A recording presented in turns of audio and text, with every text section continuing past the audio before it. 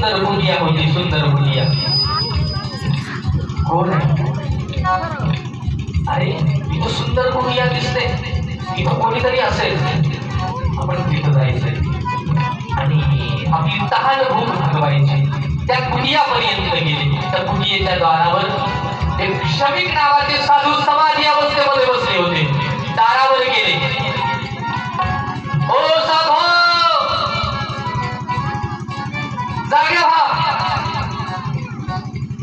मला भूक लागली आहे. ओ साधू, डोळे उघडा. साधू तर डोळे उघडायला तयार नाही. हो, तुमच्या देशाचा राजा, माझं नाव परीक्षित आहे. परीक्षित, तुम्हाला कळतंय का? तुमच्या दारावर मी आलोय, तहान भूक लागली, मी याचक म्हणून आलो आणि तुम्ही डोळे बंद करून पाहताय. जागे व्हा. हो हो हो बाबा, जागे व्हा.